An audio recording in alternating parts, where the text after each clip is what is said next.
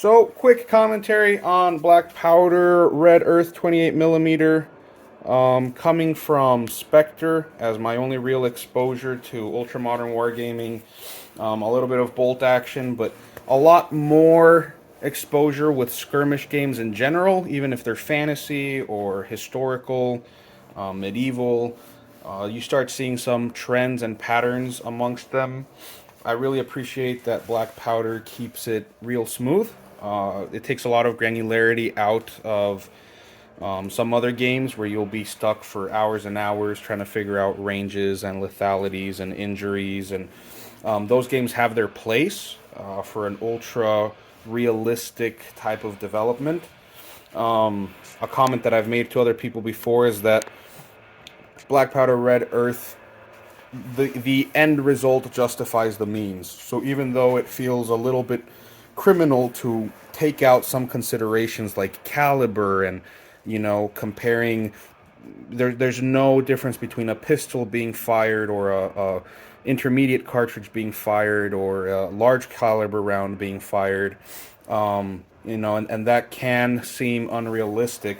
The end result, which is ultimately a target being hit and going down, is preserved. So to me, it's a situation where the ends justify the means. A little bit hard to wrap my head around the fire, then moving and firing, but it flows well. It really captures establishing a base of fire and then maneuvering, taking shots of opportunity, reacting to those that are moving, and then what I really like is the finish phase, even though it didn't come into play very much, where miniatures don't end up awkwardly staring at each other for the end of the round. They resolve whatever beef they have right then and there. Now I want to ask the players who have played a handful of these other games with me, what do you think? It was rough. I think the layout was rough, and I think everyone watching this could agree that the Ayabari had atrocious rolls. I know that the Shirtas have high rolls from the get-go, but very few rolls came even above a 10. That being said, I'll open up with the Ayabari player. What are your takeaways on what you would have done? You cannot go toe-to-toe with these NATO-esque forces, especially when they control I'd say over 70% of the map by line of sight alone. Their shooting value is too great. Don't try to have your guys positioned to shoot them and think you'll come out on top. You won't.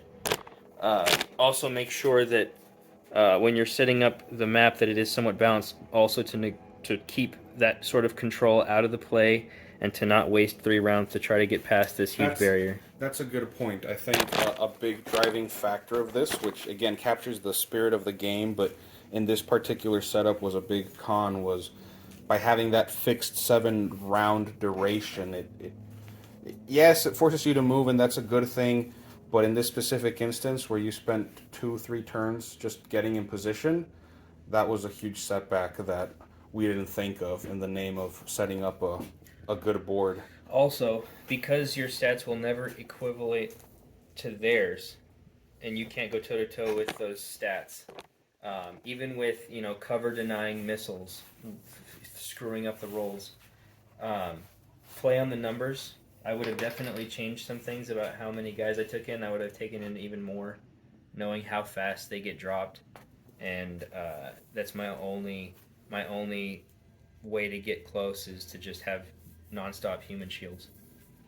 Yeah, I think that's a big part of it. We talked about it earlier off camera, but having the Hongbin mercenaries and the Hongbin advisors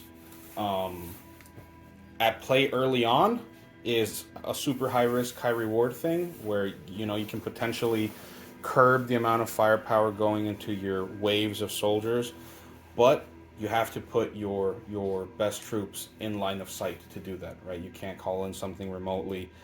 Had you had all 3 of those Hongbins playing at the very end of the game here in the last 2-3 rounds with the drones, that could have looked different. from the Scorch side, what are your thoughts on the Ayabari guard way of fighting? Yeah, like you said, um, the numbers is their strength. They need to overpower the significantly less number of shots that the more elite army can take. You just have to. There's 6 guys. Sacrifice 6 of your guys, and then move your other people into play to take shots that won't and can't be stopped. Their shooting values, yeah, are poor, but that's where you, like you were saying, have the more elite soldiers on that side hiding until your chaff units have wasted the other army's shots. And not hiding just outside a movement's worth of cover. Not ready to take reactionary shots if they pop out of cover. Hiding deep. Yeah. No, their job is not to react. Their job is to Act. force the... It's to trigger reactions on the other guy's side. Correct. Right. On my side, there was... Before you go, one thing I will say is, again, this is only my second game, but I've heard a lot of people on the forums and on Facebook and Discord talking about how the advantage lies with the assaulter, typically. That's a big advantage. I was hesitant. I thought that was an advantage, but maybe not to the extent that they were making it out to be. In this particular scenario, it was punishing to have the best team, the elite team, have the option to just sit on the objective. Ultimately, by playing Wraith Carcass or Carcass Wraith, just having one building that you have to hold means that the elite guys aren't forced to think too tactically, right? They're not forced into making too many tactical decisions compared to the assaulter, because they just have to hold and watch corridors. Yeah, so that's a particularly rough setup, because you're not forced to pick between a bad choice and a worse choice. It's just hold an angle.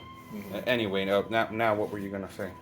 I was going to say, as far as, like, it feels kind of scummy, like the whole missile, like, oh, I can't actually see him, but let me drop a missile right here because I, as a player, knows there's guy here. But in other games we've played, like Spectre and Point Blank, I think is the other. Or, sorry, Bolt action. Bolt action. That one we're trying to be a little more cinematic, and we're along the lines of you can't see him, don't play as if you actually know he's there. Right. Like, try to keep it more cinematic. Whereas in this, we were definitely more, I'm going to use everything I have to kill you.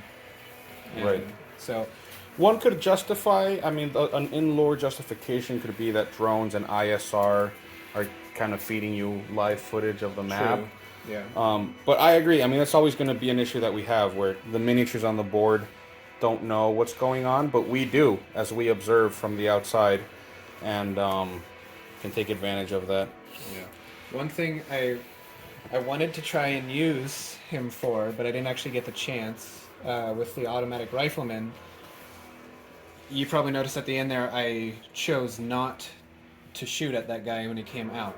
My thinking there was twofold. One, when the other guy moves out, his ability allows me to target a point, and if they're close enough together, I can shoot at him and hit him. Right, because you target an area, see how many hit, Right. and then allocate them to targets that are Correct. within that bubble. And that was one vein of thinking. The other was, if he fails to shoot me, he's still available to shift over here to help over here On the if he's left needed. side, right? Correct. That is, I think, one of the fundamental things, and generally going to be the highest risk for the elite Scorch team is, do I quote unquote waste a shot on this guy, or do I need to wait Right. for a more dangerous Yeah, thing? that was my biggest stress point was, okay, if 3 of his guys turn this corner and I only have 2 guys watching this corner, that third guy, I don't get to react to him. Right. Which is and, the and strength if of I this and one. if I wait Yeah. to react to him, then maybe one of the first 2 guys drops me. Right. Which is what happened with the machine gunner. Correct. You Yeah, opted I was to wait. hoping for the opportunity to drop 2 in one go when I only had 1 target at a time. Right. Overall, out of 10, For this kind of game, I'd definitely 8.5, 9. Yeah. There's the only thing that I have a gripe with is the number of shots. I mean, of course, Sean, how dare you say you didn't get enough shots? You slaughtered all the guys. But at the same time, it's like if this was a game where you had even numbers Or peer forces. or peer forces, Well, if you it's had, like, if you had okay, peer I forces, you'd shot all have already. the same amount of shots. Yeah. You also are not in a situation to use the recce to his full advantage. He gets to shoot twice around minimum. Generally, because in the finishing phase, he can shoot at anyone in line of sight, not just within Right. 3 inches. Yeah, but it That just so that was happened- huge in my playthrough. In my playthrough, I had 2 recce, 2 assault, team lead, left the machine gun at home, Yeah. and the recce's were killing 2 guys every turn. You know, they would kill in their direct fire phase. Some guys, it happened. Some guys would move in. They would, if they'd already shot, they couldn't reaction fire. So now those guys were present during the finishing phase, and then they'd get clapped at the Yeah. end too.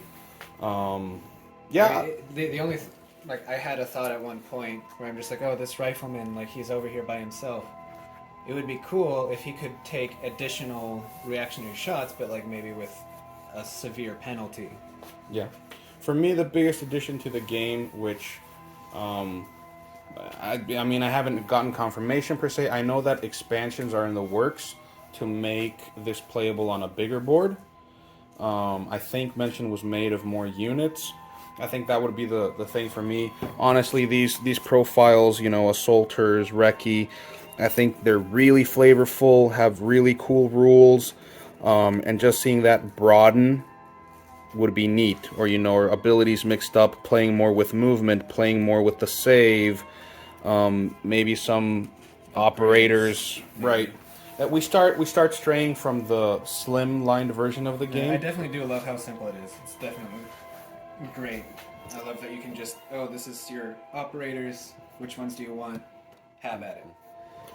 I appreciate the Ibari Guard player willing to take one for the team because it looked uphill from the beginning. We just didn't know how uphill it was gonna be. Next time we'll flip it around and go from there. Thank you guys. Any parting comments? Nope. All right.